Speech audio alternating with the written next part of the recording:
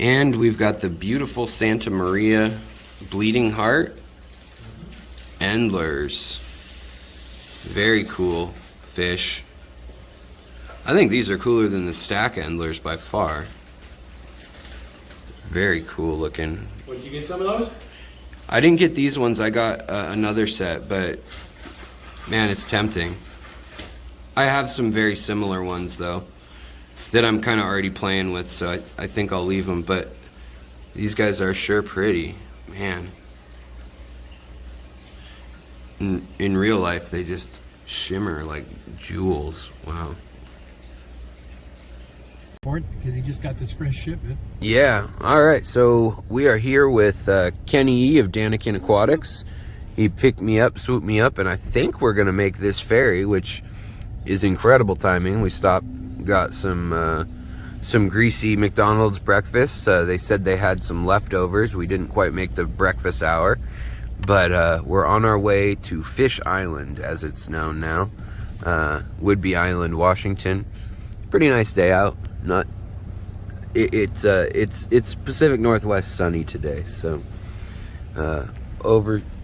overcast, a spot of sun and blue sky here and there, but maybe we'll see some whales or something on the boat. I guess they spotted a humpback and more orcas than ever before. I think they said there were like 102 of them throughout the Puget Sound right now, so wow, it's quite a few. Maybe we'll see one. All right, so we have landed on the island they call Whidbey. To the north of us is more of Whidbey Island, and then this. He let us go first. Oh yeah, that is nice. He paused the rest of the crew, or the rest of the boats. So we're getting off the boat, going down a ramp. The ferries out here in Washington are quite the ferries, and then we got it. Looks like the tide is way low, so we're going back up the ramp, and now we got to drive a ways up the island to see Jason. And let's see what the traffic looks like coming the other way. Not too bad. Looks like. Am I gonna get lucky again? Yeah, I think if we get out of here before the afternoon, we'll catch the first boat we hit. Every time Alex and I get together, we just have perfect timing. We hit the ferry right when we pulled in. It's awesome. Yep. Man, it's even sunny over here. Oh, look at, dude, you ain't kidding. Look at how low it is. Yeah, the tide is very, very low. It's got to be the low tide of the day. Wow, really low. Yeah, look at that picture. Just keep going straight forever, right? Yeah, you get on this, go straight forever, exactly. Here we are, sneaking up the back road by the little wetlands, and then there's a nice water right there, and this is a historic farm and site where I can't remember what all was here, but there was like some sort of dairy and farm set up here, like a homestead, and then later a dairy. But it's a cool little place with little shops, and we're pulling in. It's a sunny day. It's all powered by solar power, which is kind of cool, kind of self-contained. Ideally, that's supposed to run his generators and all that jazz. And got this nice little pond in here, and also there's a event center in this barn that they've kind of redone. Hey, I just saw a fish jump in that pond. Uh-oh, should we go collect it, Alex? Yeah, I didn't know there were last time I was here, everyone said no, there's no fish. There's fish in there. I've seen them. Oh, okay. And then there's some giant plant. I don't know what that is, but it looks prehistoric.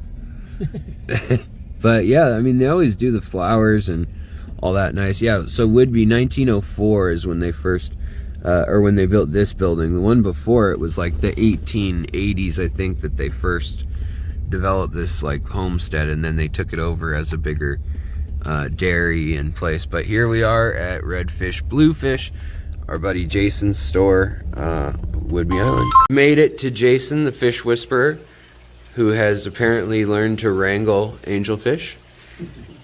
You just pick them up with your hand out of the tank. Yeah, they look good. You can tell they get fed by hand all the time. Yeah, They're not afraid of people at all. That's very cool. They're at a great size. Oh, you can see the iridescence too in their fins. There's a lot of modeling and different variation. You see this guy's getting his red eyes already. Oh yeah. And then you have some that just get gold eyes. There's a lot of variation. So. That's cool. I love all the different variation in angelfish around the world. It's so cool. And then another one of the favorites is always these diamond head tetras.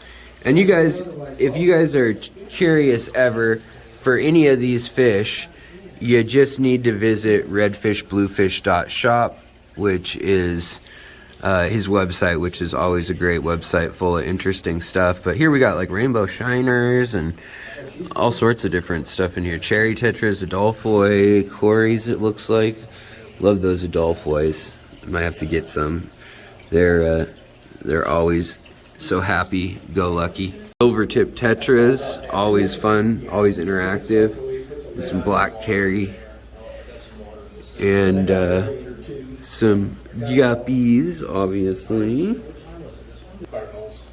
So these are long fin serpes, huh? Man, they've got a lot of color in that lower anal fin. Man, it's really pretty. I think I brought 50 in and I lost 2. Wow, very sturdy. Yeah, they're very nice fish for sure. You want to see 50 Apistos? 50 Apisto trifasciatus, huh? Putting them on a light substrate. Oh yeah. Versus a dark substrate over here, and there's 25 and 25. You see what a difference it makes. So light substrate, and it looks like the tank's plenty seasoned with little things for them to eat, which they love. And they're very light with a black stripe down the center, very white colored. And then just arrived. They're new arrivals still. New arrivals too. And then move over here. Boy, they color up quite a bit more. You can see the olives and the blues and all sorts of stuff starting to show up when they're on the dark substrate. Wow. That makes a difference, man. There's a whole lot of them too. Look at the colors in the fin there. There's like an olive and a red and a yellow. And multi-stripes on the lower part. That male's very ready and rearing to go. That's cool. Very nice. Killed red-shouldered Severums. There's a female and a male that paired off. Yeah, that's cool. That's the female. I think, yeah. Yeah, it looks like, and then the male's got the more colorful display. It looks like he's hiding kind of. Yeah, he's up. kind of hiding up. There you go. Yeah, you can see the orange on him and stuff, the red. That's cool. His face has a lot of little texture to it too. Very cool. Yeah, that's a neat fish. You gonna come out and say hi, or are you gonna hide behind the filter? Oh, there's no way he's coming out. He's in fishy jail. Yeah. He likes to. He's been acting up. Well, he likes to beat up his mate, and I don't like that. Yeah. So. No DV in this shop. You gotta be careful when you order them. You gotta get them from a good source, because those are. It's not uncommon to bring in a whole bunch of them and just have total losses on them. With blood fins, they're pretty. Yeah. Blood fins especially. They're not a really strong fish. Yeah, the funny thing is, like in my tanks, once they get in and they're settled, they're real sturdy. But when I've had them, like within the first day, I've usually lost a couple. Yeah. But the ones that make it are really, really beautiful with this like iridescent in like all their organs are like laced in iridescence. It's kind of cool. They're really neat looking up close when you look at their internal organs. Very sparkly and coppers and greens and all sorts of stuff, plus that electric red tail. Then we got the beautiful from Alyssa, the beautiful Snow White. Wow, they've gotten big. Snow White plecos and sisters, and more rummy tetras that just arrived, so they're probably not fully colored up yet, but they always are a really fun fish.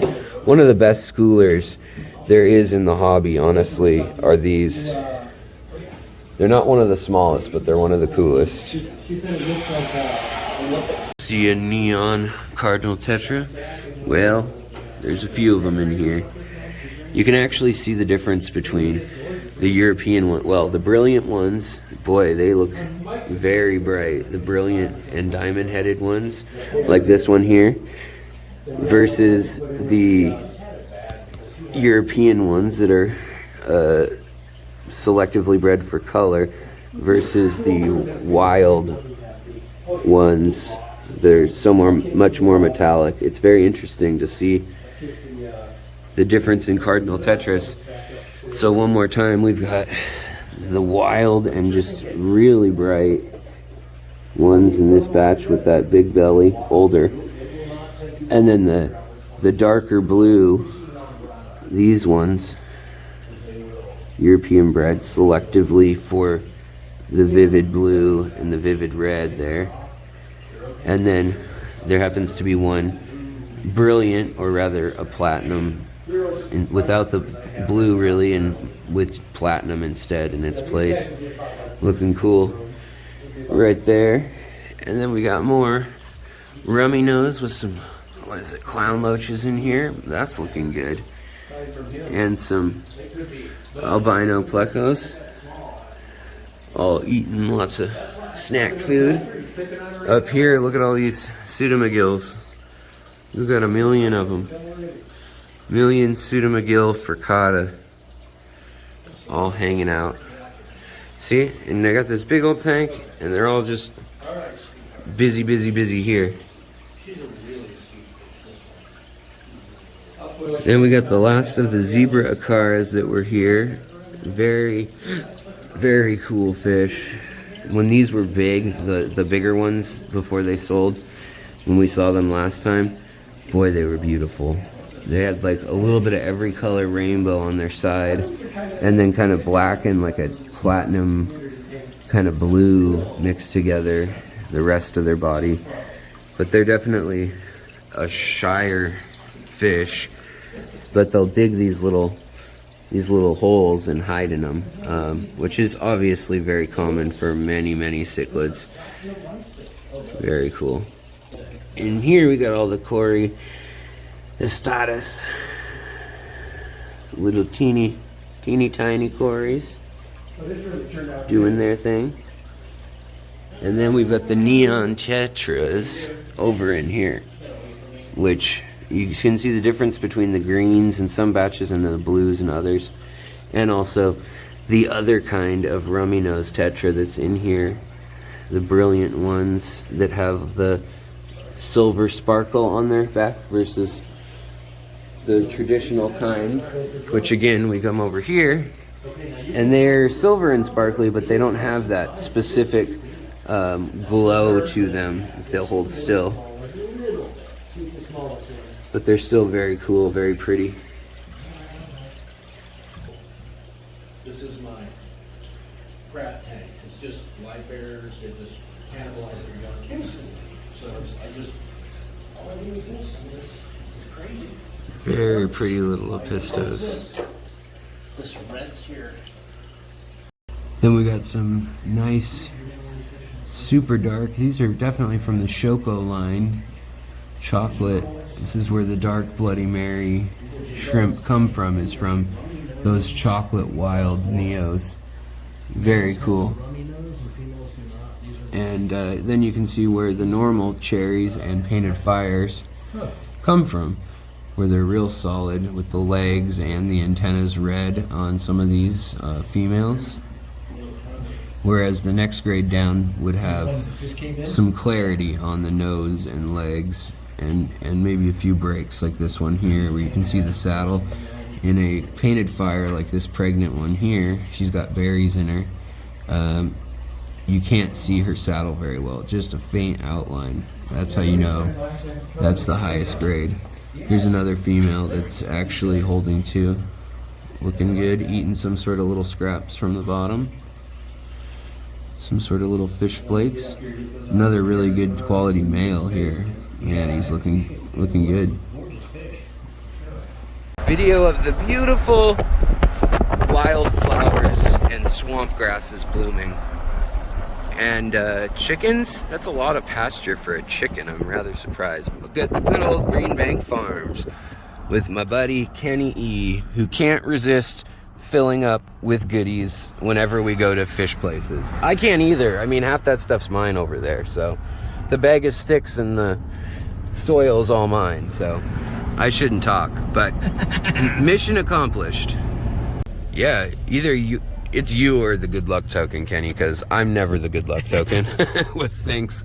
But the ferry's here on our way back. That is a win. We've got the ferry right when they're just unloading right now as we're getting back on. That is awesome.